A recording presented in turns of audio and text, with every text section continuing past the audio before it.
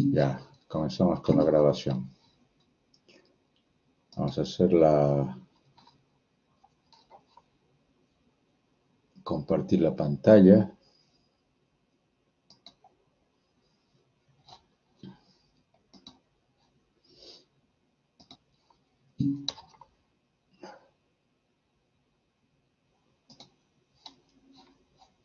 Y ya está.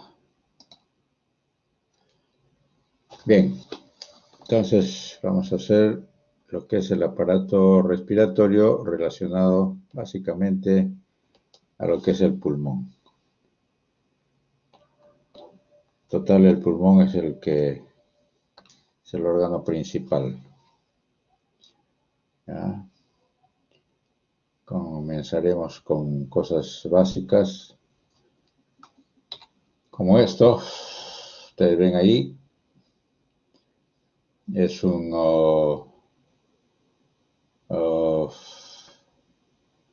fotografía donde se encuentran los dos pulmones. En el lado izquierdo está dentro de los espacios torácicos derecho e izquierdo. Lo ocupan completamente porque esa es la característica, desde arriba hasta abajo. ¿Ya? De la superficie es una superficie lisa, brillante, que corresponde a la superficie de la pleura visceral. La pleura parietal está pegada a la parrilla costal.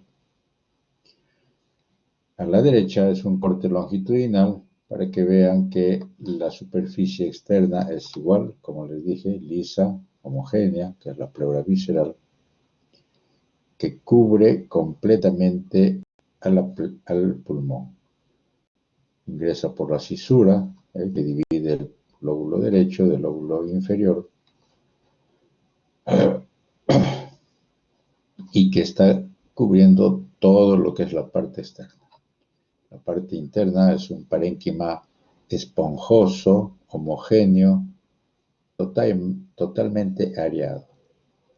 Y la parte central está el ilio, como saben, donde está los bronquios, el sistema vascular. Y esta cosa oscura son los ganglios linfáticos peribronquiales. ¿Ya? Bueno, entonces nos ubicaremos ahí. Y esto para que vean la función pulmonar. Este pulmón, como ven en el esquema, es muy sencillo, es muy simple, en la cual el aire que ingresa por los bronquios llega hasta los alveolos y este es el espacio alveolar. ¿Ya? Acá está el espacio alveolar, acá hay el otro espacio alveolar. Este espacio alveolar, dividido cada uno por esto que es el septo alveolar. Este septo alveolar está compuesto principalmente por el capilar. Este capilar, como ven, tiene el núcleo y el citoplasma del endotelio cubre totalmente esto. Para que vean dónde están los hematíes. Este está sostenido por las células intersticiales, que son fibroblastos. ¿Ya? Una matriz muy simple, muy delgada. Y en la cara alveolar están los dos principales elementos, células. La que cubre toda la superficie interna, que es el neumocito tipo 1. ¿Ya? Totalmente aplanado. Vean acá. Este es el citoplasma del neumocito tipo 1. Y el otro es el neumocito tipo 2, que es el que tiene una gran actividad. Aquí no se ve el otro, tercera célula, que se moviliza dentro del espacio alveolar. Es lo que se le llama el macrófago alveolo pulmonar. Es otro elemento importantísimo. Entonces, vamos a hacer un un viaje, digamos así, por todo lo que es la patología pulmonar elemental, básica, ¿no? Uno de los primeros es este, que es la atelectasia, que es pérdida del espacio aéreo sin ventilación, ¿ya? Pero a la vez conserva la presencia de la perfusión hemática, o sea, que quiere decir de que los septos alveolares están bien, no hay mayor problema, pero no hay espacio aéreo. ¿Qué significa entonces? Que un septo con el otro ya están casi pegados unos con otros. Eso es lo que se llama atelectasia o colapso alveolar. Son de dos tipos, como ven ahí. La primaria por falta de despegamiento, o sea que desde que nació el niño o el recién nacido, estos espacios alveolares, a pesar de entrar oxígeno, no se abrieron, no se distendieron y siguen colapsados. Y la secundaria es porque los alvéolos se colapsaron después de que ya era totalmente normal. Por si acaso, eso no quiere decir de que solamente una atelectasia secundaria se vea en los adultos, también se ve en los niños y también se ve en los recién nacidos. Pero una atelectasia primaria no se ve en los adultos, por obvias razones, ¿no es cierto? Esta atelectasia secundaria se divide en tres tipos. Obstructiva, como ven ahí, compresiva y por contracción, ¿ya?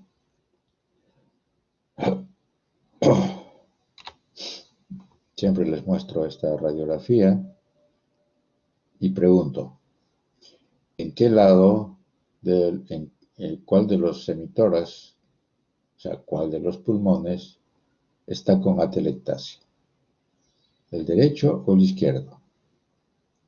Entonces yo me imagino que ustedes ya han visto, ya les están enseñando que al ver una radiografía es este lado, donde está señalando el puntero, es el lado derecho y este es el lado izquierdo,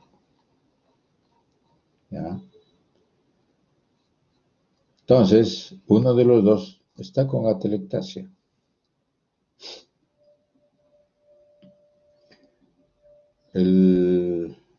Bueno, como alguien me puede decir, si quieren, ¿no? Si se pueden prender su micrófono y me dicen, no hay ningún problema.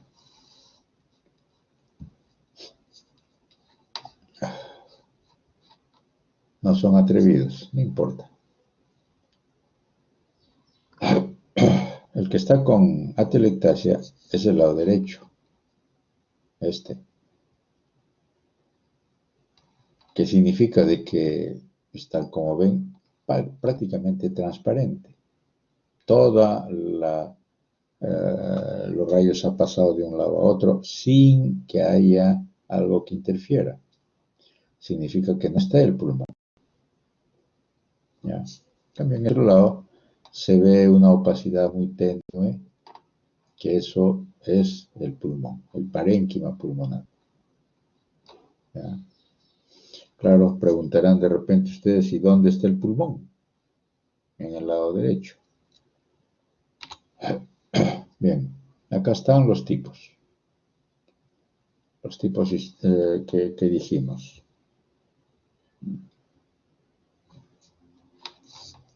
Vamos a suponer de que hay una persona que fue asaltada y le metieron un cuchillazo en el emitoral derecho. Eso significa que el aire entró por acá, ¿ya? Y ustedes se acuerdan que el espacio pulmonar, el espacio pleural, es presión negativa. Entonces, si inmediatamente entra aire acá, lo que va a hacer que, o si hay un espacio acá de la parte externa e interna, lo que va a hacer es entrar el aire.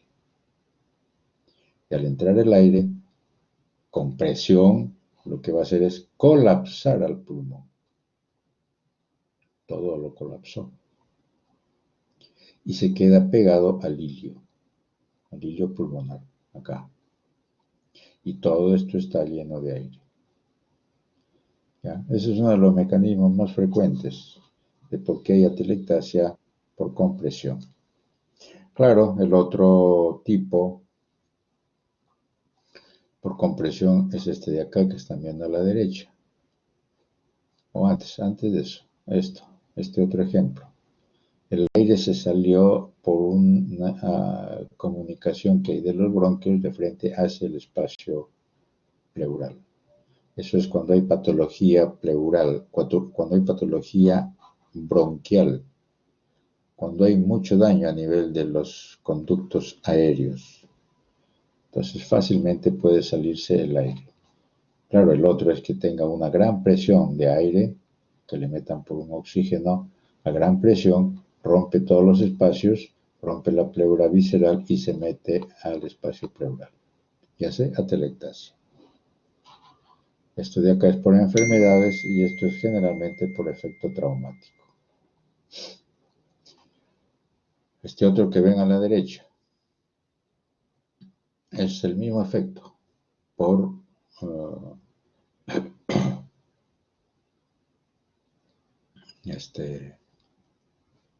compresión, porque acá está haciéndose compresión, igual acá.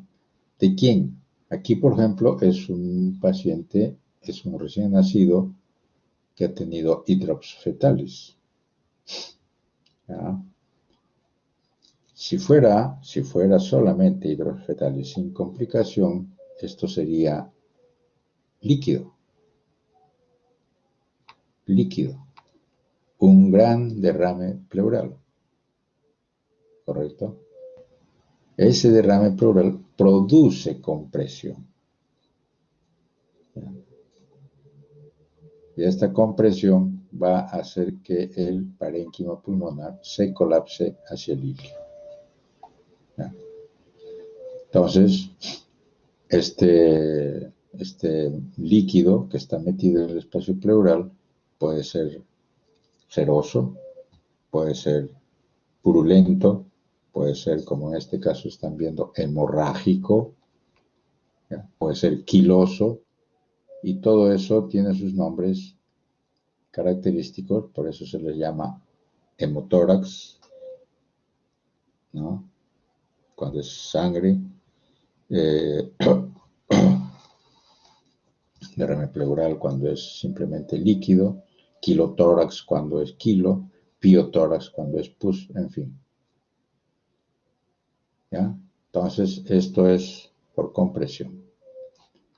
Aquí abajo está el otro ejemplo. Esta es una tráquea en la cual el paciente se atragantó y aquí hay un material extraño. Este material extraño que va a producir obstrucción. Obstrucción y por lo tanto el aire no va a pasar. Y al no pasar el aire, el contenido de aire que hay en el parénquima pulmonar se va a ir reabsorbiendo, ¿ya? Y se hace atelectásico. Esa es una atelectasia por obstrucción o por resorción, porque va resolviéndose todo el contenido de aire de los espacios alveolares porque no entra por acá. Hubo un bloqueo. Y el otro tipo de atelectasia es este, que es por contracción. Y ustedes están viendo ahí que es la capa que cubre al pulmón. La capa que cubre el pulmón es el mesotelio, la pleura. Si la pleura comienza a engrosarse, ¿ya? Ese engrosamiento va a hacer que poco a poco, desde afuera hacia adentro, va a contraerse el parénquima pulmonar. Ese es el otro tipo de atelectasia. Entonces ahí el problema está en que los alvéolos poco a poco se colapsan de afuera hacia adentro. Bien.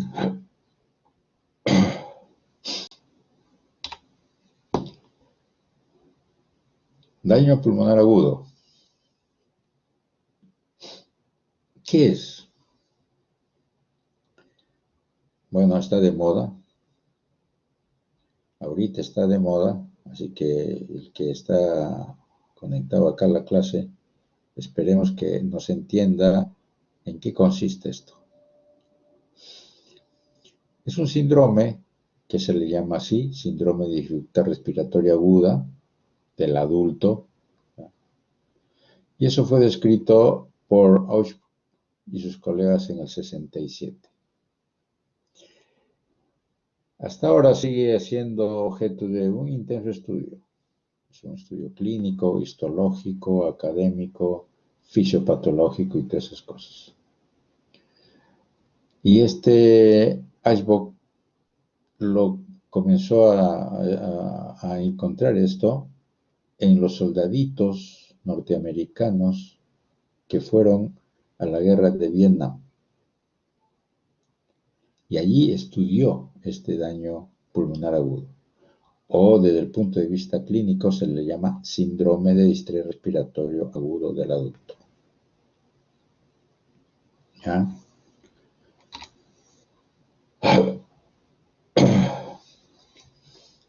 Entonces, ¿cómo se caracteriza? ¿Cuál es la característica de este síndrome de distrés respiratorio agudo del adulto? Por si acaso, ese nombre es un nombre clínico, no lo usamos nosotros los patólogos. Comenzamos por ahí. ¿Ya? Claro que para hacer correlación siempre hay que utilizarlo porque hay que hacer entender las características de esta enfermedad, de esta injuria pulmonar aguda.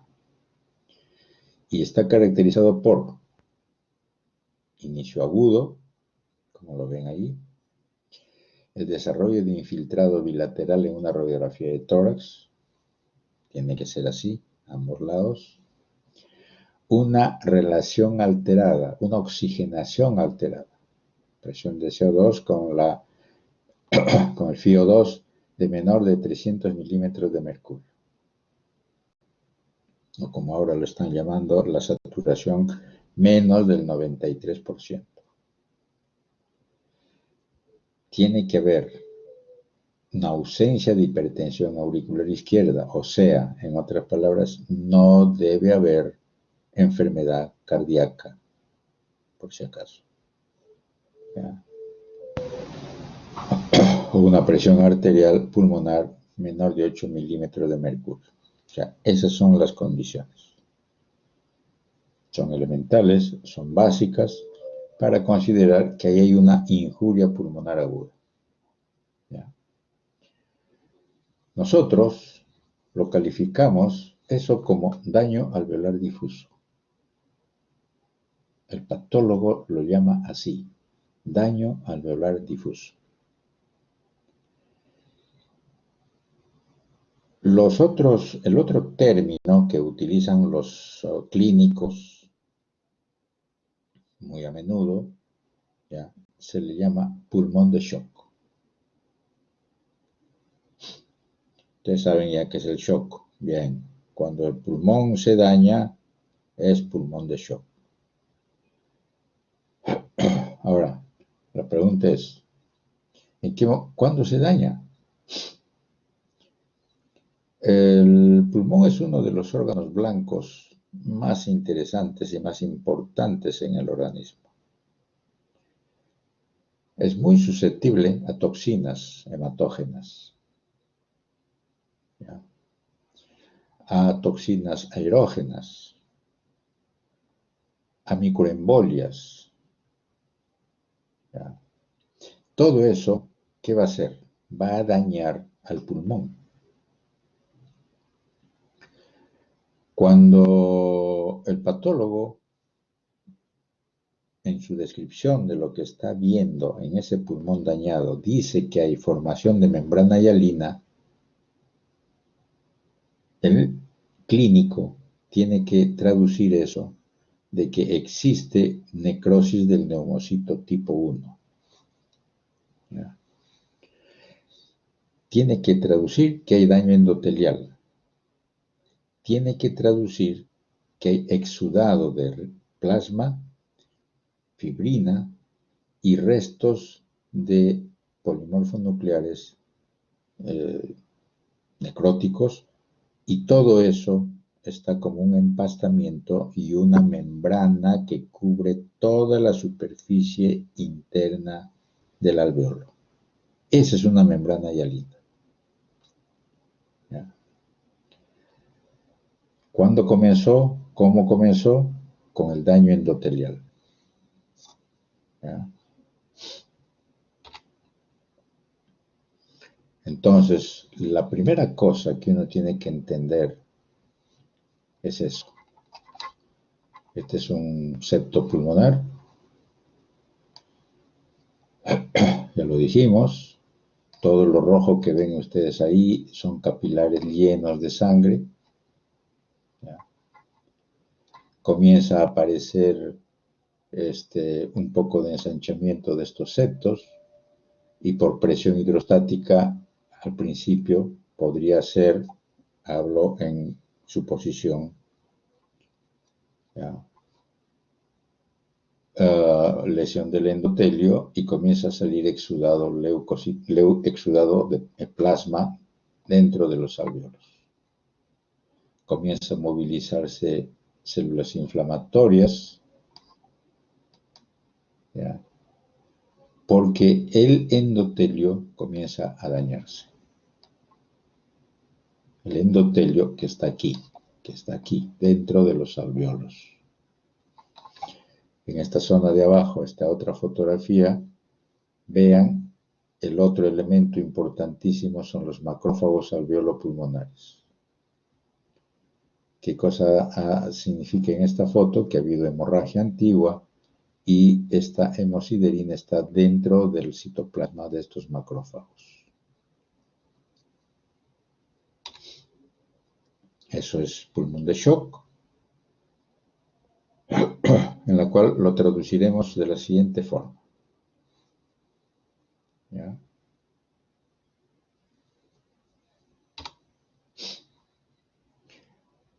De los dos tipos celulares, vamos a comenzar así, antes de comenzar a hablar de estas figuras.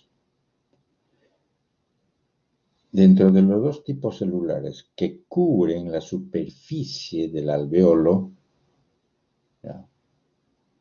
O sea, la superficie interna de este alveolo, están dos que ya dijimos, el neumocito tipo 1 y el neumocito tipo 2. El más lábil, el más frágil, es el neumocito tipo 1. Y el neumocito 2, ustedes saben que es el que produce el surfactante. Es menos vulnerable y es el de reserva, que cuando una persona se recupera de una lesión aguda pulmonar, este neumocito tipo 2 se convierte en neumocito 1 para cubrir nuevamente toda la superficie interna. ¿Ya?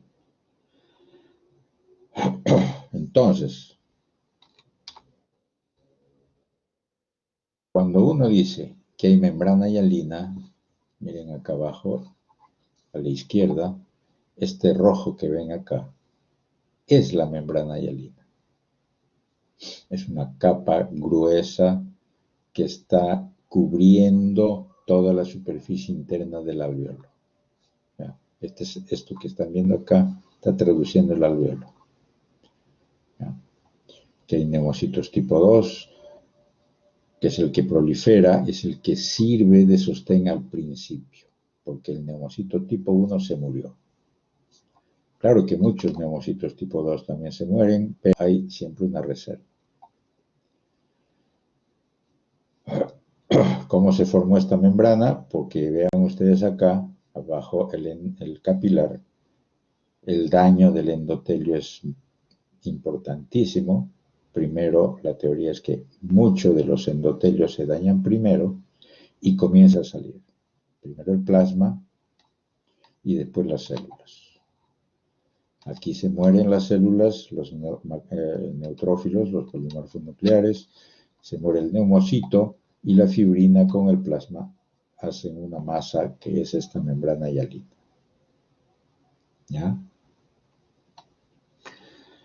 Entonces, el concepto básico que tienen que pensar es que cuando existe membrana hialina, se tiene que traducir que hay necrosis del neumocito tipo 1, que es una de las células más importantes, y que es daño endotelial. ¿Correcto? Entonces, vean acá arriba a la izquierda. Este es un recién nacido. Vamos a ver el esquema de un recién nacido, que es este que está donde dice inmadurez del neumocito tipo 2. El neumocito tipo 2 está inmaduro, apenas nace el niño, de una madre que tiene 30 semanas de gestación, o sea, un parto prematuro, y por lo tanto el niño no ha desarrollado adecuadamente sus células. Los ginecobstetras no pudieron hacer más, no se dieron cuenta o llegó muy tarde el paciente al hospital. Por lo tanto, hay una actividad inadecuada del surfactante, que iba a traducirse en atelectasia tipo primaria, ya lo dijimos. No hay surfactante y por más oxígeno que le metan, esos alvéolos no se van a distender porque el surfactante es la sustancia que sirve para el despegamiento. Esa sustancia, que es una serie de elementos encadenados que cubren toda la superficie, sirve para que ya no se colapse y se distienda el pulmón apenas entre el aire y se quede así. Como no hay surfactante, hay atelectasia y hay acidosis hipóxica. Esto va a traducir en daño alveolar, epitelial, lesión endotelial también, y hace un círculo vicioso o viciado. Estos niños, cuando tienen este problema de falta de surfactante, hacen lo que se le llama desde muchísimos años, es síndrome de distrés respiratorio agudo del recién nacido o enfermedad de membrana hialina, porque va a suceder esto.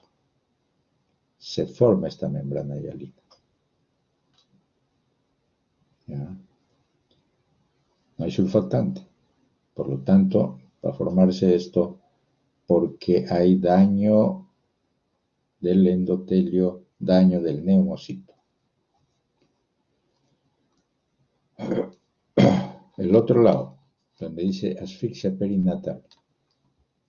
Ahí el niño nace maduro, con los neumocitos maduros, con el neumocito tipo 2 produciendo el surfactante. ¿Pero qué resulta? Que hay asfixia. Por algún motivo, doble cordón umbilical, triple cordón umbilical, el niño no nació a tiempo y se quedó atrancado dentro de la pelvis de la madre, hubo un problema de aspiración del líquido amniótico, en fin. No hay oxígeno y el niño necesita oxígeno. Por lo tanto, lo primero que va a haber es vasoconstricción pulmonar, daño endotelial, edema pulmonar, hipoxia, acidosis hipóxica y daño de los neumocitos y producción de membrana hialina. Esto se le llama síndrome de distrés respiratorio agudo del adulto. porque es el mismo esquema que se produce en el adulto. Aquí a la derecha están viendo simplemente el esquema de ambos, lo han partido por el medio el alveolo, y a la izquierda es lo normal. Ahí está el neumocito tipo 2, el neumocito tipo 1, ¿ya? El capilar que está pasando por ahí y todo en su movimiento normal. Cuando hay un problema de daño, de injuria alveolar, en los primeros momentos va a haber todo un movimiento de elementos inflamatorios y de mediadores químicos, cantidades. Típicamente inflamación aguda. El problema es la inflamación aguda, porque comienza a responder a la injuria esas cosas. Los neutrófilos producen, ya saben ustedes, leucotrienos, factores oxidantes, el PAF, proteasas, en fin, los macrófagos alveolopulmonares, interleuquinas, factor de necrosis tumoral, en fin. ¿Ya? Hay daño y lesión de esto, hay producción o destrucción de los neumocitos, muerte de los neutrófilos, y los que sobreviven, mucho más, también que se mueren por si acaso, los neumocitos tipo 2, pero también son los que más sobreviven, pero los neumocitos tipo 1 son los que se mueren más fácilmente. Y todos estos elementos de necrosis, más el exudado y la plasma, se produce esto, membrana hialina. ¿Correcto? Esto es el síndrome de distrés respiratorio agudo, del recién nacido y del adulto. Al final, ambos llegan a lo mismo. Acá abajo ven dos pulmones pequeños de un recién nacido con falta de surfactante. Son pulmones pesados, no han entrado, normalmente no entró el oxígeno. Claro, ahora los neonatólogos apenas ven que hay un niño que tiene un problema de dificultad respiratoria, le chantan el oxígeno. Y le meten con un poco más de presión y entra, a la mala entra oxígeno.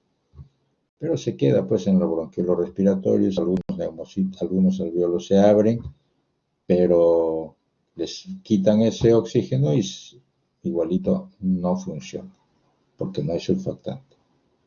Entonces son pulmones pesados, sin aire dentro de su parénquima. ¿Ya? Entonces, la traducción de eso conlleva a que el pulmón se dañó bastante, y traduce todo lo que hemos dicho. Vean esto. En el 2003 salieron muchos artículos sobre esto. Un recién coronavirus asociado con síndrome de distrés respiratorio agudo del adulto. Este es el famoso SARS-CoV-1. Está de moda, les dije. Y dijeron lo mismo. Eso es un problema de daño pulmonar, de daño alveolar difuso para los patólogos. ¿Ya?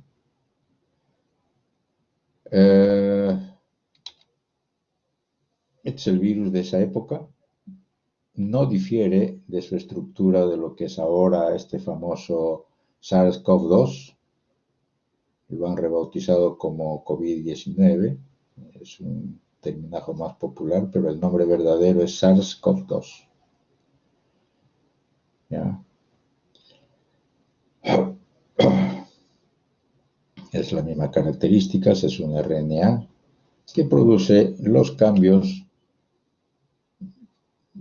prácticamente lo mismo. Esta es la lesión que produce el SARS-CoV-1, o sea, del 2003, donde se ve células gigantes multinucleadas.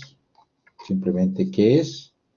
Es macrófagos alveolopulmonares que se han unido y han hecho un sincicio para formar células gigantes, una característica. Aquí abajo ven, prácticamente no se ve el pulmón en los espacios alveolares porque hay un gran componente inflamatorio, ¿ya?, en todo lado. Hay colapso.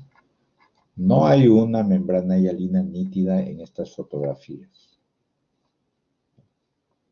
Son fotografías de revistas. Este otro que está a la derecha, el color rojo, marrón que están viendo acá en el citoplasma de estas células, es porque, bueno, desde esa época hasta ahora, lo han ido trabajando constantemente y le han hecho marcadores de inmunistoquímica a ese virus SARS-CoV-1. Y ahí lo demuestran. Todas las células están llenas de ese virus. Si uno lo hiciera a este que tenemos, el 19, va a ser igualito. Ahí van a estar. ¿Ya? Hay cantidad de información en todos ¿qué digamos? Pues en todo el Internet sobre esto. Cantidades. Unos creíbles, otros dudosos, otros increíbles. ¿Ya? Hay que saber buscar, por si acaso. ¿Ya? No es cuestión de decir por decir, hay cantidades, dice que hay médicos que hablan sobre una serie de hipótesis, donde esas hipótesis ya son más conocidas. Por ejemplo, dice de la tormenta, ¿qué? De la tormenta de citoquinas. Y acabo de enseñarles a ustedes esto, acá, en esto. Esta es una publicación de hace 8 años, 7 años. Y miren la cantidad. O sea, es la misma cuestión, por no decir la misma vaina. Por ejemplo, este es de un chino que ha publicado una publicación online donde le añade un término que no está publicado, efectivamente, no está escrito en las revistas que se conocen sobre esto, sobre lo que se llama la sepsis viral. Y hace su hipótesis. ¿Ya? Pero ¿cuál es su hipótesis? La misma cosa que les estoy diciendo. O sea, parece que, bueno, médico investigador chino no ha visto las necropsias que han hecho los mismos chinos todavía. Pero le ha acuñado el término sepsis viral. Eso ya se decantará, algunos lo aceptarán, otros no, ya veremos qué pasa en el tiempo. Ahorita todos quieren serse famosos, por si acaso. Y lo que está sucediendo, y esta es una publicación igual de ese mismo artículo, de este virus, en la cual dice que ingresa al pulmón, como ven acá, hace todo el daño que nosotros hemos dicho, ¿eh? ¿Ya? Que el virus entra acá al endotelio y hace todo esto, difícil. Entra primero a los macrófagos, entra a los linfocitos, entra a las células endoteliales, al neumocito y hace todo el daño ahí, como vimos en el anterior foto. Y ese es el daño pulmonar. Todo el resto es el reconocimiento que se tiene que hacer porque todos pasan por lo mismo. No hay nada diferente. A este virus se le atribuye una serie de cosas como si fuera un supervirus, y eso no es así. ¿Que daña el corazón? Claro, efectivamente puede dañar. ¿Que daña el riñón? Sí, podría ser. ¿Daña el hígado? También. Hay pacientes asintomáticos, no porque haya dos virus, por si acaso. No. Hay una infección moderada o una infección severa. Sí, eso es cierto. Acá está un ganglio linfático donde es el movimiento que se hace normalmente en todos los procesos inflamatorios, todo el sistema retículo endotelial, y ustedes conocen eso, ¿no? Se moviliza. El sistema inflamatorio, el sistema monocito macrófago se moviliza en todo lo que es respuesta inflamatoria, ¿ya? En todo. Yo siempre hago la cuestión de la comparación. Ustedes saben de que el virus B, el C, de la hepatitis B y C, daña al hígado. ¿Pero ustedes creen que esos virus solamente se quedan en el hígado? No, esos se van por todo el sistema, por todo el organismo, por todos los tejidos. Sino que no existen los receptores y en este caso parece que el AC2 sí es el que verdaderamente sirve como un receptor a estas células porque tienen esa afinidad en uno de los componentes del virus que se acoplan a la célula esa y es el motivo por el cual entra a esa célula y lo daña.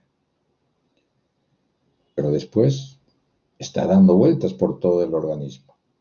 Algunos órganos, como el corazón, por ejemplo, tienen más AC2 que otros, algunos otros tienen más AC2 que otros y ya hacen daño o hacen menos daño dependiendo de los receptores. Eso es todo lo que sucede en esta cuestión. No hay más. La susceptibilidad de infección leve, moderada o severa depende de un factor importantísimo. ¿Cuál es? Todo el mecanismo de defensa que uno puede tener frente a este virus. Y como es un virus nuevo, bueno, como todo virus nuevo, hace pues un montón de daño. Y esta es la foto de este virus. Lo encontramos en una publicación de los chinos. Los italianos han publicado muy poco todavía. Están, me parece, ellos todavía recopilando los patólogos italianos para ver qué encuentran además de lo que normalmente hay. Bueno, esperaremos hasta que pase todo y hasta que lo publiquen oficialmente. Pero mientras tanto, miren, es lo mismo. Cantidad de células gigantes, una particularidad de este virus que produce células gigantes. Dentro está los virus, dentro de este citoplasma. Hay inflamación aguda, linfocitos. Cuando digo inflamación aguda es que aquí el elemento principal que sale por si acaso son linfocitos, no son polimorfos nucleares. Ustedes saben que el virus atrae a los linfocitos. Los linfocitos son los más activos en esto, no son los polimorfos nucleares.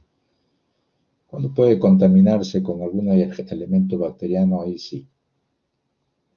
Cantidad de linfocitos, gran edema de los septos alveolares, ¿ya? Y aquí está tendiendo a formarse una membrana hialina, ¿ya? Y restos celulares dentro del alveolo. Eso es lo que produce. Y esto se le llama síndrome de dificultad respiratoria aguda del adulto, desde el punto de vista de un síndrome clínico, o enmarcado eso dentro de lo que es el pulmón de shock. Y enmarcado dentro, si es que ya es un problema sistémico, porque va a haber un problema sistémico, es una respuesta inflamatoria aguda sistémica. Se ve en varios otros elementos, por ejemplo, en los virus tipo citomegalovirus, o en otros que tienen afinidad pulmonar. Acá está la membrana hialina. ¿Ve? Acá. Aumento del espesor del septo, edema, inflamación. ¿Ya? ¿Ve? Y esta membrana hialina traduce pues en necrosis. Necrosis. ¿Ve? En este otro lado a la derecha. Y miren acá la cantidad de células. ¿Qué son estas? Proliferación de los neumocitos 2. Comienzan a proliferar. ¿Por qué? Porque trata de rescatar a al neumocito tipo 1, quiere transformarse para volver a tener la actividad funcional de estos alvéolos. ¿Ya? Aquí abajo a la izquierda, ahí está la membrana hialina, ¿ven? ¿Ya? Y aquí está la mitosis del neumocito tipo 2, y aquí está la proliferación de ellos, ¿ya? De tipo regenerativo. En este otro, igual. Membrana hialina, neumocito 2, y hay un poco de fibrosis intersticial, por si acaso. Eso también hay una cantidad de, dicen, el virus este produce fibrosis pulmonar.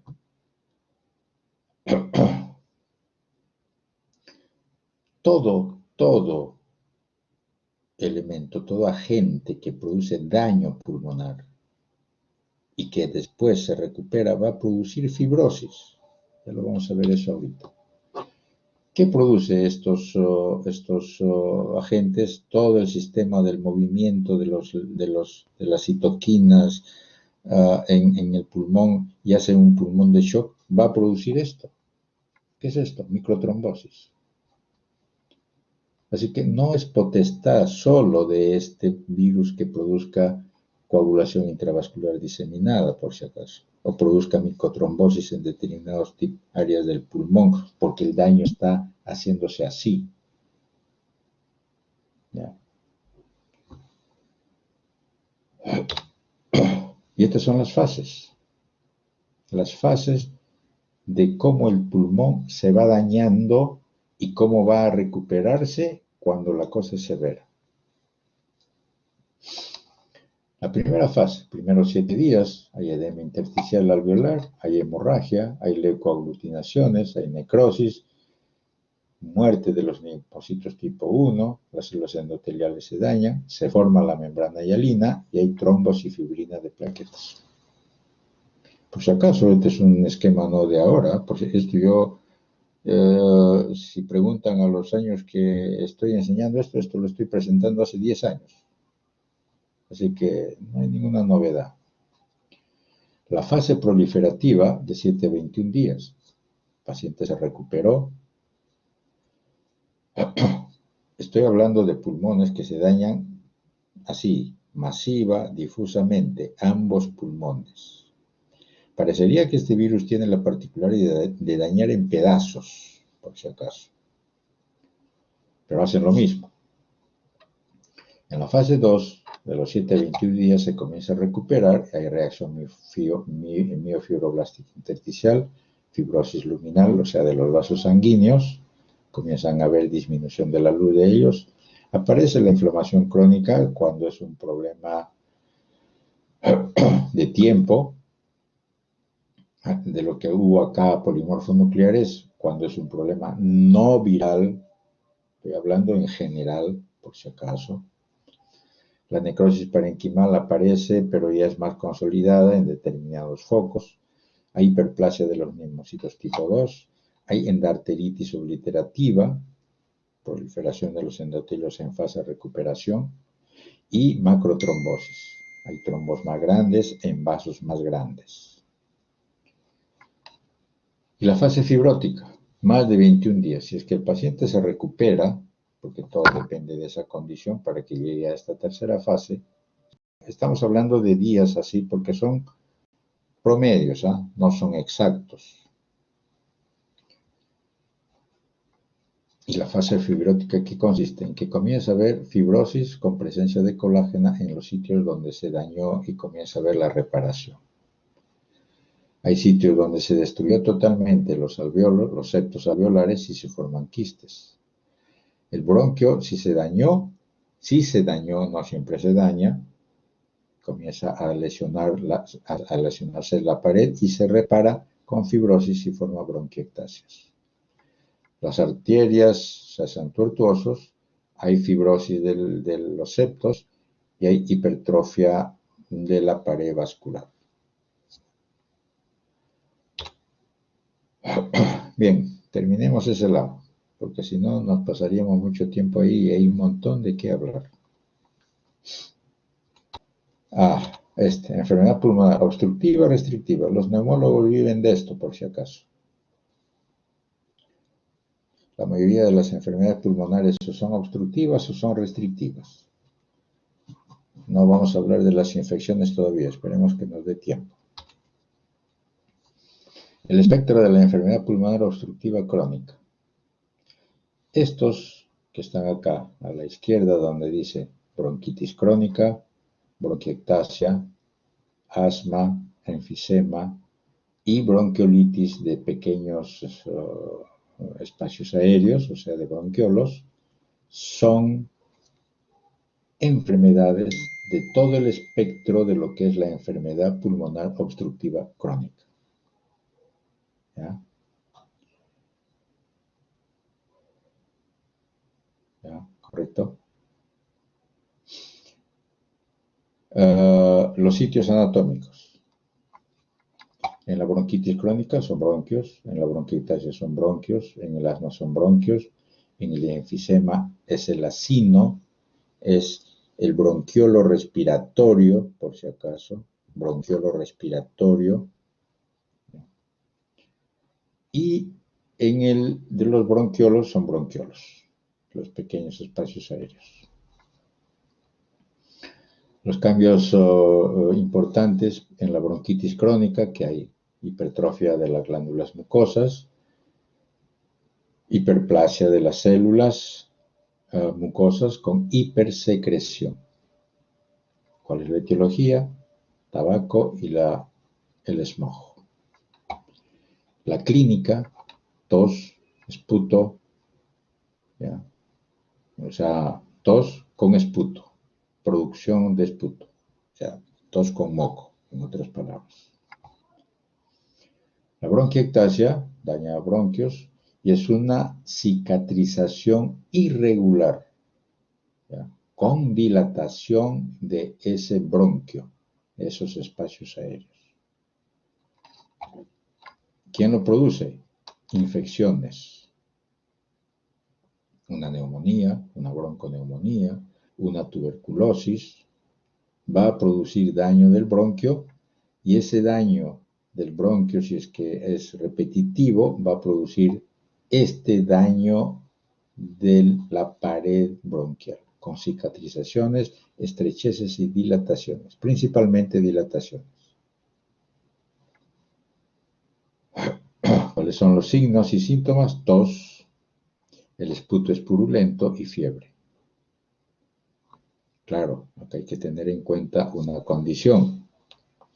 La fiebre, por ejemplo, ¿ya? No va a ocurrir siempre. La fiebre va a ocurrir cuando esté infectado.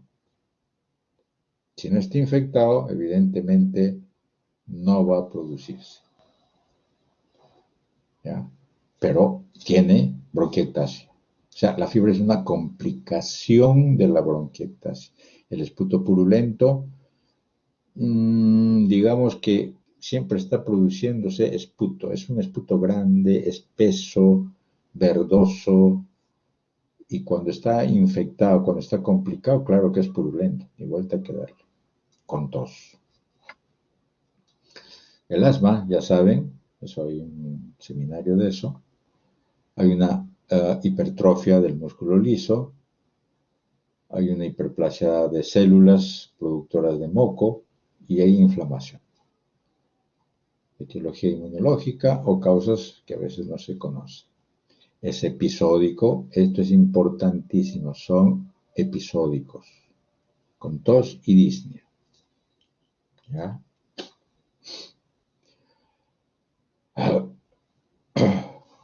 Enfisema, ya dijimos, es el acino o el bronquiolo respiratorio. Todo depende de qué tipo. Ahorita lo tenemos que ver. Hay aumento de los espacios. ¿De quién? De los alveolos y de los bronquiolos respiratorios. Con destrucción de la pared de los bronquiolos respiratorios y ruptura de los septos alveolares. ¿Quién es el causante? Acá sí de cajón, no hay mucho que pensar, es el tabaco. Signo principal, disnea. Los bronquiolos, la bronquiolitis que es una enfermedad de los bronquiolos pequeños, bronquiolos. Esta es una nueva que apareció hace más o menos 5 o 6 años, que no se conocía muy bien, pero ahora ya es una entidad bastante bien definida. Es una cicatrización con inflamación y obliteración de los bronquiolos pequeños, antes de llegar a los bronquiolos respiratorios. ¿Quién lo produce? De cajón, el cigarro y el smog. ¿Cuál es la característica? Tos y disnea. ¿Ya? ¿Correcto? Entonces, una enfermedad pulmonar obstructiva es la resistencia al paso del aire por un problema obstructivo, como su nombre lo dice. Puede ser una obstrucción completa, puede ser una obstrucción parcial. Es una obstrucción que podría comenzar desde la tráquea hasta los bronquiolos respiratorios. ¿Ya? Y estos son sus representantes. ¿Ya?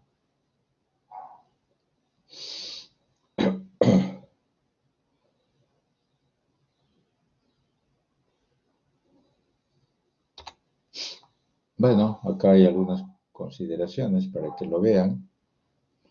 Dilataciones bronquiales anómalas y permanentes a consecuencia de la destrucción de la pared de la lesión elástica y del músculo. Por su morfología son saculares irregulares, tubulares o cilíndricos, y se manifiesta cuando hay hemorragia o sobreinfectan, causando tos y expectoración. Aquí le falta ponerle que hay moco, y cuando están infectados, fiebre.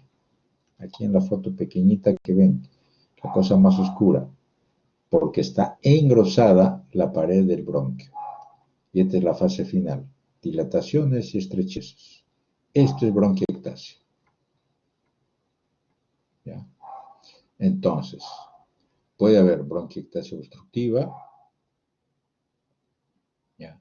Puede haber bronquiectasia no obstructiva, y a veces hay enfermedades congénitas, por si acaso, de la bronquiectasia. Esta bronquiectasia tiene varias causas, como ya dijimos. Los más frecuentes son los procesos infecciosos. Y ahí están, ¿ya? Muchos procesos infecciosos. Después hay las condiciones congénitas, hay una serie de ese tipo. Y hay enfermedades secundarias a unas secuelas, por ejemplo el cáncer o elementos inhalantes tóxicos que lo ha hecho con mucho tiempo. Hay enfermedades reumáticas, por ejemplo la artritis reumatoide, pero son menos frecuentes. A veces hasta la colitis ulcerativa o la enfermedad de Crohn intestinal se asocia con bronquiectasia. Bueno, también existe esa opción. Y hay eso. Daño crónico, por ejemplo el cigarro, va a dañar a las vías respiratorias pequeñas. ¿Ya? ¿Qué va a producir? Bronquitis crónica. Siempre hay tos productiva. Ya ustedes habrán visto a gente que fuma, que tiene mucho tiempo y comienza a tener su tos. Tos, un poco de secreción. Tos y secreción.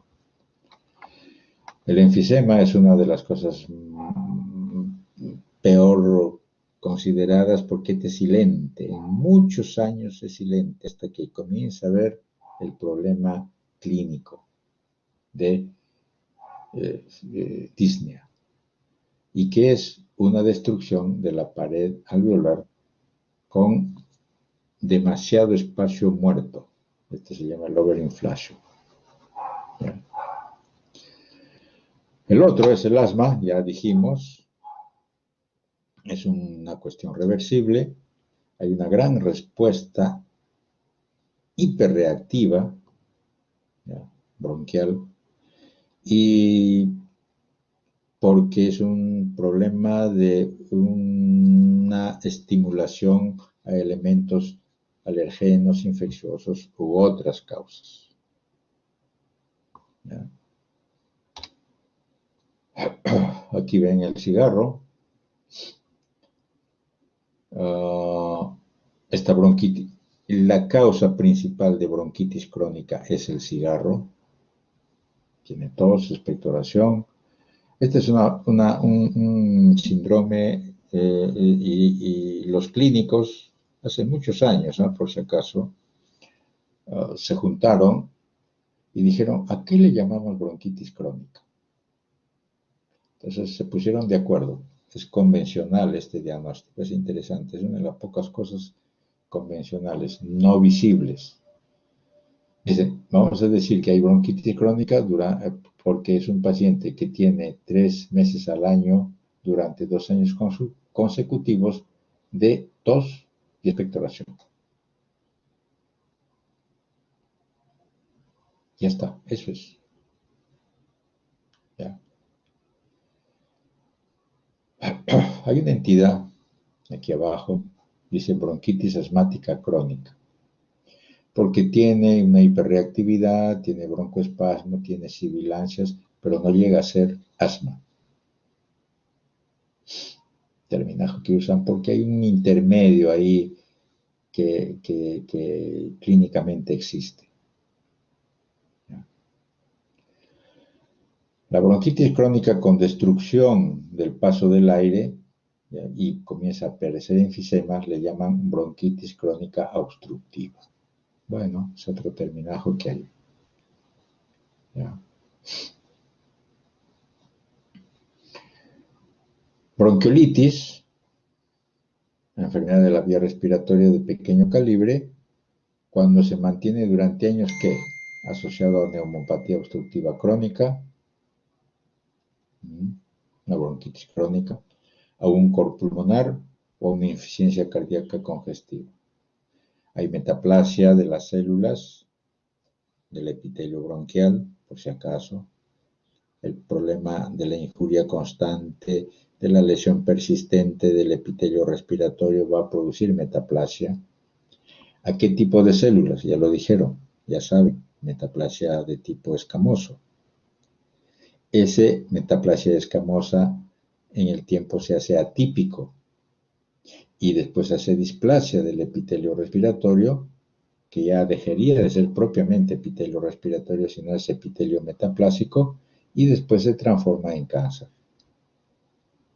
¿Ya? Aquí en un cuadro chiquitito, que ven acá, ya no, está el índice de Reit. Es para demostrar la bronquitis crónica. Todo está en relación a que en una bronquitis crónica, estas glándulas que están por debajo del epitelio respiratorio, que es este de acá, aumenta. ¿Ya? Y aumenta porque hay mayor cantidad de estímulo, así de simple, hay mayor cantidad de estímulo y produce más moco, y por supuesto que estos son glándulas productoras de moco. Entonces aumentan de tamaño. Y hay una alteración en la relación entre el espacio que hay acá, que es el espacio de la pared bronquial, en relación al tamaño de estas glándulas. Ese es el índice de Rey. Bien, enfisema.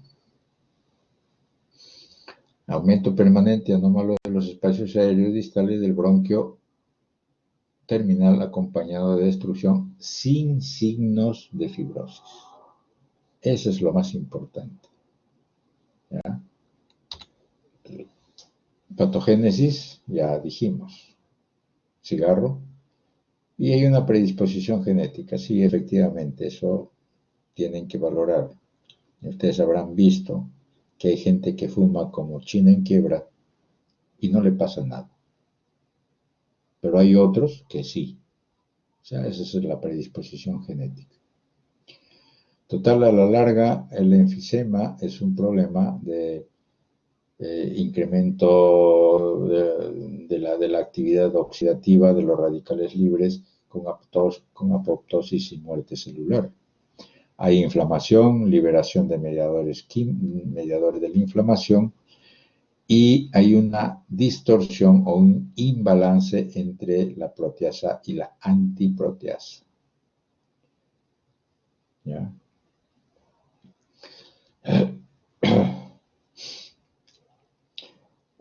Esta proteasa, antiproteasa, simplemente es un asunto de que los elementos inflamatorios que hay, que normalmente aparecen cuando es estimulado, ¿ya?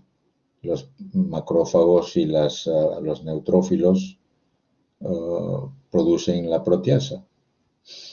Pero en el hígado se produce la alfa-1 antitripsina, ¿ya?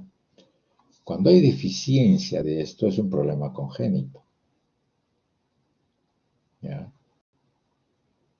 ¿Por qué? Porque este alfa-1 antitripsina bloquea a la proteasa para que no haya daño ¿de quién? De la fibra elástica de los bronquiolos. Los bronquiolos tienen pared y por lo tanto, ¿ya?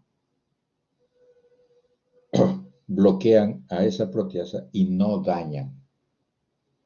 Entonces, el cigarro, los agentes inflamatorios constantes, persistentes y el problema de que de repente no hay tanto de esta proteína, del alfa-1,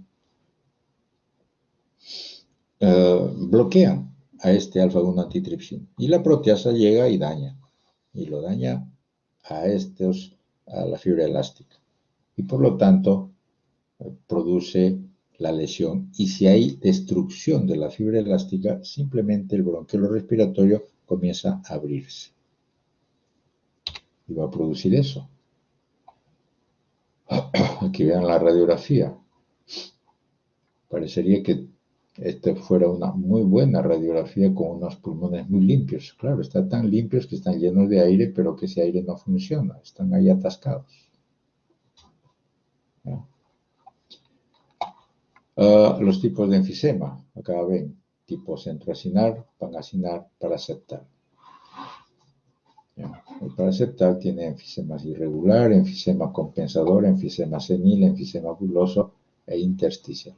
Varios tipos de enfisema, como ven. Pero a la larga todos conllevan casi lo mismo. Algunos tienen otra patogenia, pero estamos hablando de lo más común. Aquí abajo vean el esquema donde estoy señalando un bronquio normal, con sus bronquiolos respiratorios normales. ¿Ya? Este es un bronquio terminal y sus bronquiolos respiratorios.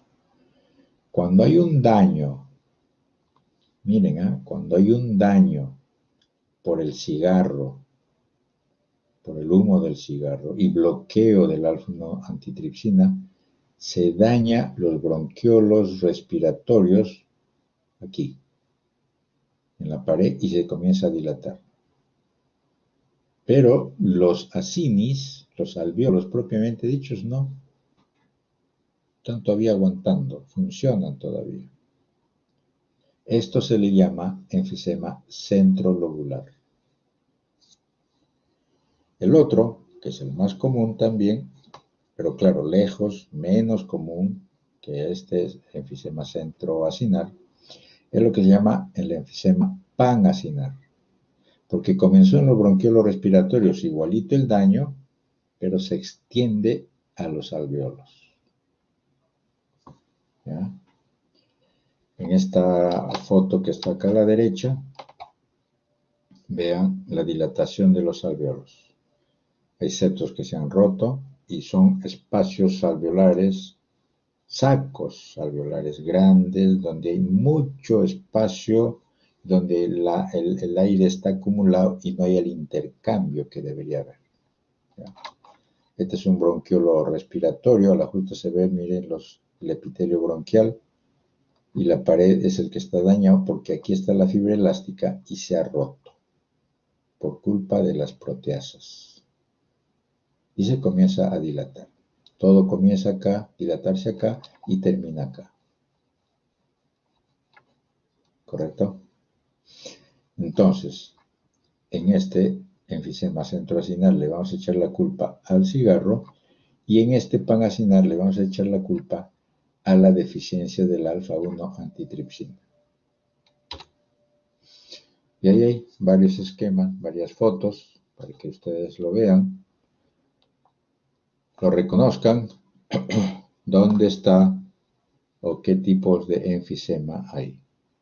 ¿Ya? ¿Okay? Diferentes tipos. Este, por ejemplo, es un enfisema con bulas. Estos son por un daño del pulmón por antracosis. Eso es de las minas de carbón. Se daña muchísimo el pulmón y comienza a haber mucha salida de aire por el intersticio. ¿Y a dónde va a llegar ese aire? A la pleura, por debajo de la pleura. Entonces, estos son bulas enfisematosas o subpleurales, se les llama también. Bulas subpleurales. Ya. Se rompe uno de estos y hace telectasia. Fácil. Enfisema. Enfisemas. Acá es otro esquema que va a producir este enfisema daño cardíaco también.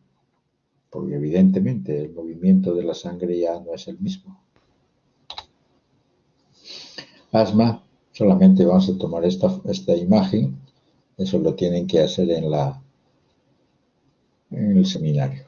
Enfermedad crónica recidivante, hiperreactividad de las vías respiratorias, son reversibles y es una, hiperreactividad excesiva. Acá está en esta foto como los alvéolos, como el pulmón está tan lleno, tan turgente que apenas se sacó en la necropsia la parte externa, casi se sale por ahí, llena de aire y se murió. ¿Ya?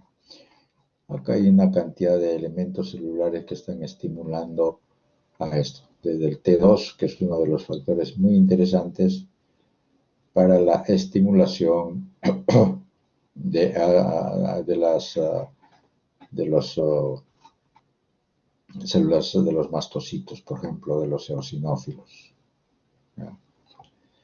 Y aquí está el movimiento con gran hiperplasia de las células mucosas también. Progresivamente va aumentando las células mucosas.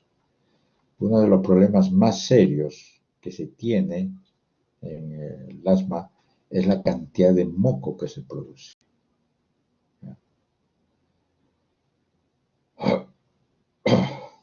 Es rápido esto, por eso hablan de los estímulos rápidos.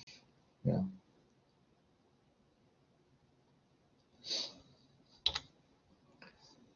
Enfermedad pulmonar restrictiva. Ese es el otro concepto que les dije. Enfermedad pulmonar restrictiva.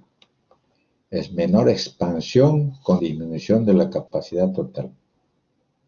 ¿Ya? O sea, aquí hay un cambio en ese concepto.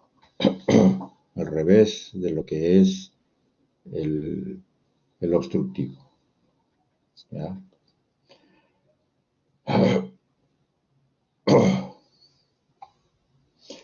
El volumen expiratorio con la capacidad total. ¿Quiénes son los causantes? Hay elementos fibróticos, granulomatosos, eosinofílicos y también relacionado al cigarro. ¿Ya?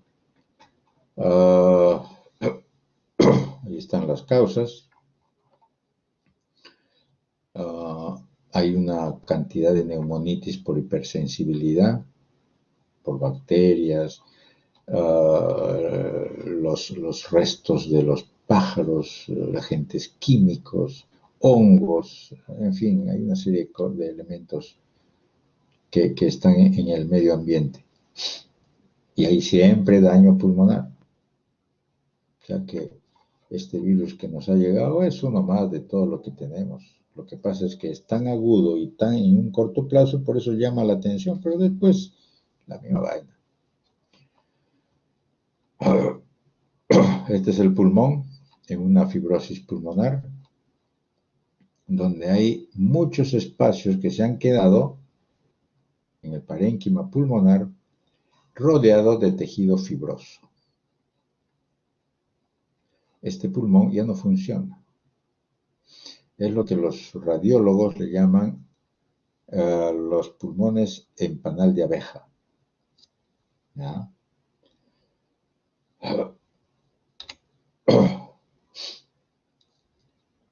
Bueno, acá trataremos de más o menos entender esta situación.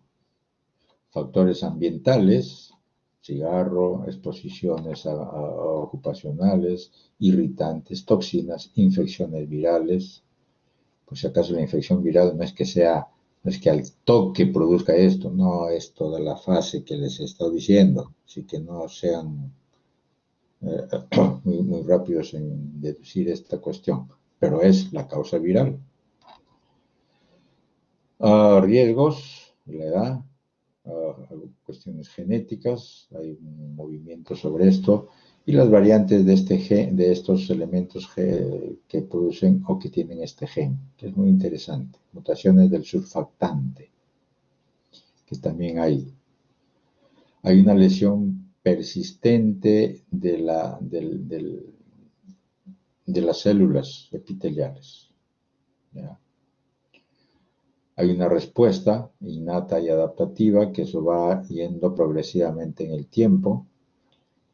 Y digo esto en el tiempo porque para que desde un problema inicial de respuesta progresiva, lenta en algunos casos, o aguda y después de respuesta cicatricial en otras, este problema de fibrosis pulmonar, ¿ya?, con estos factores progenéticos, profibrogenéticos, porque va a haber un aumento de las señalizaciones para la proliferación del fibroblasto, y el fibroblasto produce colágena, y al final producir fibrosis. Desde acá hasta acá, 20 años, 30 años, 40 años, por si acaso. ¿Ya? Algunos son más suertudos, será pues a los 5 años. ¿Ya? Entonces las enfermedades que causan fibrosis son muy heterogéneos.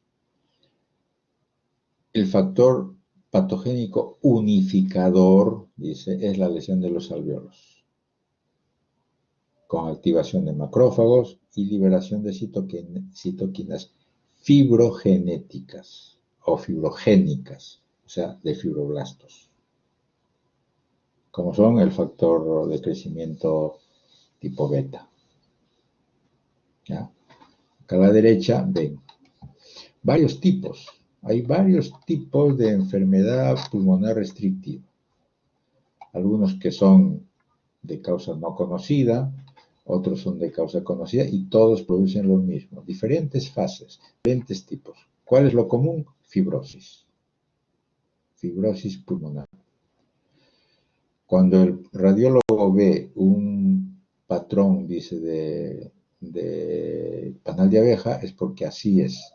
Quedan espacios aéreos, como este en la primera que ven acá, ¿ya?, espacios aéreos y fibrosis alrededor. Entonces se nota que parecen quistes, huecos, como estos de acá, ¿eh?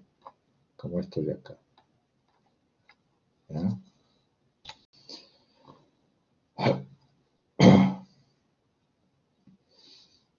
Acá les estoy haciendo ver, por ejemplo, y es un trabajo de los españolitos de hace muchos años, ¿no? Encontraron, ustedes saben que ellos antes, no sé si ahora seguirán, aunque parece que siguen, fuman mucho y comienzan a fumar desde la época de estudiantes. No sé si escolar, pero por lo menos universitario, era una chimenea. Y comenzaron a estudiarlos.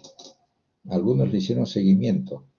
Después de 5 o 6 años que dicen ellos que dejaron de fumar, le hacían el estudio con lavado bronquial y encontraban los macrófagos que todavía había restos del humo del tabaco en el citoplasma de los macrófagos. Entonces, esta es una muestra en una autopsia que hicimos. Encontramos este alveolo, este pulmón, este es un bronquiolo respiratorio, ahí se ve el epitelio bronquial, están los alveolos alrededor, y dentro de ello hay cantidad de macrófagos con pigmento de los alquilantes o restos del cigarro, de las moléculas del cigarro. Bien, embolia pulmonar. Las enfermedades vasculares están en todo lado. Uno de ellos es eso. Ya dijimos, esto rápidamente lo vamos a pasar. El tiempo se va también. El embolia pulmonar es a partir de venas de miembros inferiores, plexos venosos, extremidades, aurícula derecha, etc. Y según su extensión puede evolucionarse en forma masiva, parcial o silente. ¿Correcto? Por ejemplo, ahí está un émbolo atrapado en una vena pulmonar. Este otro es un infarto de pulmón, eso ya lo vimos, esta foto ya les mostré el ciclo pasado, así que ahí está. Por un trombo bloqueó una arteria e hizo infarto. ¿Ya? Causas de edema. Hay un montón de lesiones que causan edema pulmonar. El principal, el que tienen que acordarse, es la lesión de la microvasculatura pulmonar. Los agentes infecciosos, ¿ya? Acuérdense, virus, micoplasma, que es otro, gases, oxígeno. El oxígeno hace mucho daño, por si acaso. Los que están dando ahora oxígeno, tanto buscan su balón de oxígeno. Necesitamos oxígeno, queremos oxígeno. Hay que saber dar, por si acaso. El oxígeno es muy dañino. Hay que saber dar. Eso lo tienen que manejar los médicos que saben esto. El anhidro sulfuroso, los cianatos, la aspiración de líquido amniótico, ¿no? O una aspiración del jugo gástrico en un paciente que está muy mal por un problema digestivo, gástrico principalmente, los ahogados, los semiahogados. Hay sustancias químicas, los fármacos producen daño del endotelio vascular pulmonar. Hay quimioterápicos, la anfotericina, colchicina y varios otros más. Y ya dijimos, sepsis, shock, radiaciones. ¿Ya?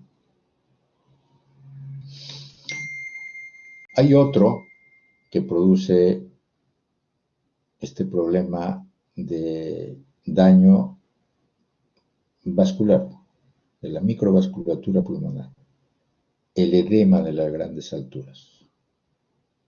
Hay vasoconstricción, venoconstricción, hay un aumento de la presión alveolocapilar, hay líquido que puede salir fácilmente por un daño del endotelio, ¿ya?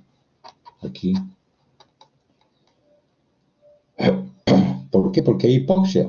Ustedes saben, las grandes alturas no hay oxígeno y hay gente que no aguanta. O sea, todo depende pues de la adaptabilidad. Entonces hay una gran cantidad de liberación de factores, mediadores químicos. Los macrófagos, los neutrófilos, las plaquetas, todos ellos producen elementos inflamatorios que se activan simplemente por un problema de hipoxia. Y ahí está. A partir de los macrófagos, por ejemplo. ¿Ya? Bueno, este otro son enfermedades pulmonares, ¿no? De origen vascular, las embolias, las hemorragias, los infartos. ¿Qué va a producir todo eso? Hipertensión pulmonar. ¿Ya? Con el tiempo puede haber un problema de hipertensión pulmonar. Aquí hay que aclarar, por eso en esta figura hay dos cosas interesantes. Este lado que está a la izquierda es el corazón derecho. En este otro lado es el izquierdo. En este lado derecho puede haber enfermedades cardíacas congénitas, las embolias, tromboembolismo y una serie de cosas que están haciendo daño primario pulmonar, hipertensión pulmonar primaria y por lo tanto hipertensión. Pero resulta también que puede haber hipertensión porque el corazón izquierdo está fallando. Hay un problema retrógrado de presión, de mayor presión, y producen con el tiempo hipertensión pulmonar. ¿Ya? Esta hipertensión pulmonar, ya dijimos, ahí están las causas arriba, acá abajo vean esta imagen, estas fotos, ¿ya? Estos dibujos, donde en el feto, miren acá a la izquierda, la arteria pulmonar es de pared gruesa. Total, la arteria todavía no funciona ahí en el feto porque la madre le está dando. Pero apenas nace, miren cómo se dilata y disminuye el espesor de la pared. Pero ¿qué resulta cuando hay hipertensión pulmonar? Vuelve a engrosarse. Y al final, cuando hay una hipertensión pulmonar tardía, severa, hay la fibrosis de la íntima de estas arterias y una severa disminución de la luz. ¿Ya? Estos son los grados de hipertensión. ¿Ya? La hipertensión. Vamos a ver acá en el grado 3. La fibrosis concéntrica de la lámina, la estenosis de la luz ya es severa. Y 4 y 5 prácticamente son irrecuperables. Hay neovascularización y una serie de cosas. Ya lo leen con calma. Lo que veo es, o lo que les digo es, la mayoría de las veces es en los niños, esta hipertensión pulmonar por enfermedad de mayor presión de sangre en los pulmones, una anomalía congénita cardíaca, para que evalúen si puede haber un trasplante, no trasplante, una reparación de la falla de la comunicación ventricular, interventricular, lo que fuere, vascular, arterial, lo que fuere, antes de reparar ese defecto congénito, tienen que evaluar si hay hipertensión pulmonar.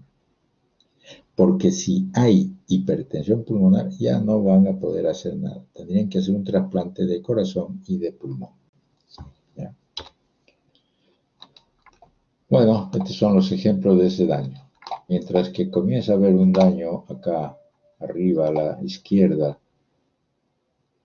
donde hay fibrosis de la íntima, grado 3, pero ya comienza a haber unos vasitos pequeñitos en la pared. Ya esto es grado 4. Acá parece que hay un chupo. Y cuando comienza a haber hemorragia dentro de los alvéolos es porque muchos de estos vasos neoformados alrededor de la principal es como si fuera pues un glomérulo. ¿Ya? Y se está comenzando a romper y salir sangre a los alvéolos. Esto es irrecuperable, este es el más severo de todos. ¿Ya? Bueno, agentes infecciosos, rápidamente, el tiempo nos vence. Entran cantidad de elementos infecciosos al alvéolo. Virus y bacterias. Cuando entra un virus, lo primero que va a producir es infección y daño del neumocito tipo 1. He visto ahí algunos artículos donde dice que el daño de este virus famoso que tenemos es el 2. Yo no sé. Yo me guío de mis libros que están ya clásicos y que les enseñan a ustedes también y de las revistas que son mucho más serias. Neumocito tipo 2 dañado. Alvéolos, injuria alveolar, pero alrededor del espacio alveolar, o sea, aquí afuera, ¿ya? No dentro, acá afuera, ¿ya? Eso se llama neumonitis intersticial. En cambio, si entra una bacteria, hace una respuesta inflamatoria y ustedes ya saben cuál es. No hay lesión de los septos alveolares o de los neumocitos y hay un problema de neumonía intraalveolar. Miren la diferencia. Las infecciones. Hay dos tipos. Infección adquirida en la comunidad e infección intrahospitalaria. ¿Ya? Los de la comunidad, neumococos, el más común. Después vienen todos estos que son menos comunes. En cambio, en el hospital, gran negativos, Klebsiella, Pseudomonas, Acinetobacter. Este estafilococo resistente, claro, lo que pasa es que en intrahospitalario es fatal porque hay demasiada cantidad de uso de antibióticos y todas esas cosas. ¿Ya? Simplemente para decirles un recuerdo final sobre esto del virus, del coronavirus. Miren, todo lo chiquitito que ven acá, ese es el virus. Pegados a la membrana del citoplasma, algunos se están metiendo porque tienen sus receptores AC2 y se meten al citoplasma.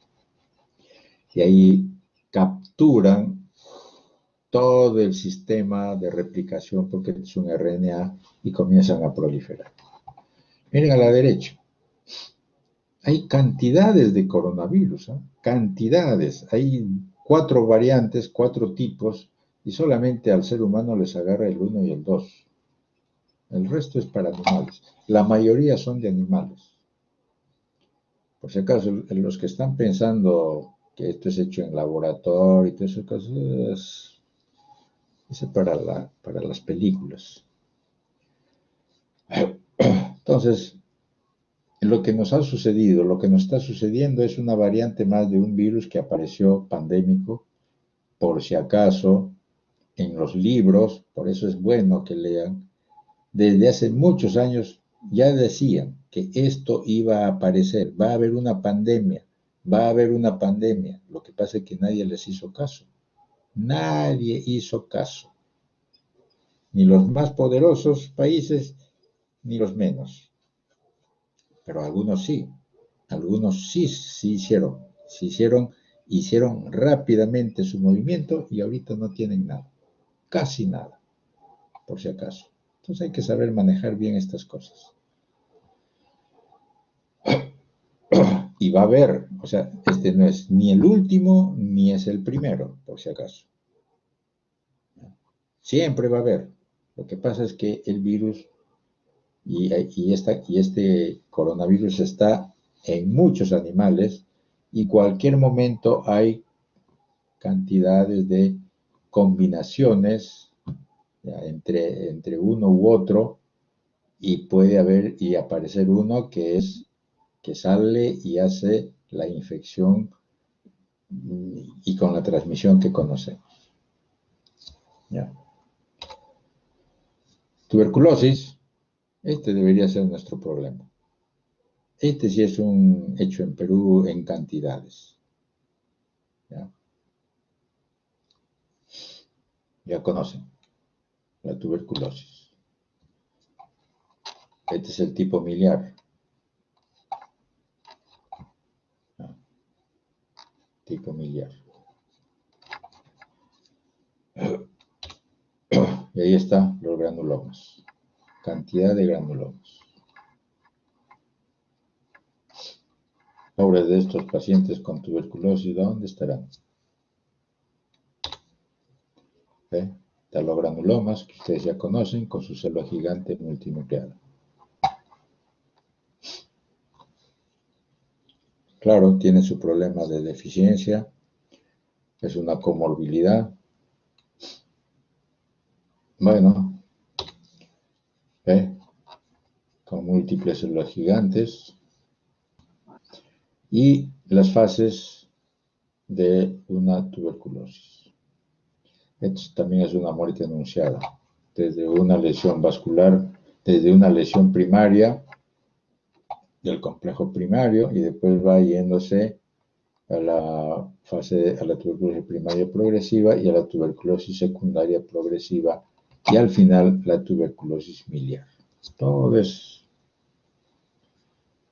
secuencial, ¿ya? Otros ejemplos, más rápido. Aquí arriba, infección por neumocistis gerodesi, los pacientes con VIH. Esto es infección por Aspergillus. Acá están las cifras. Aquí, este es un hueco con una membrana metida dentro del pulmón, quistidatídico, que tenemos en cantidades. Aquí abajo a la izquierda, ahí miren estas esporas, que ustedes lo han visto en la lámina en laboratorio. Criptococo. Este es un típico citomegalovirus que todo el tiempo hay en pacientes con inmunodeficiencia. ¿Ya?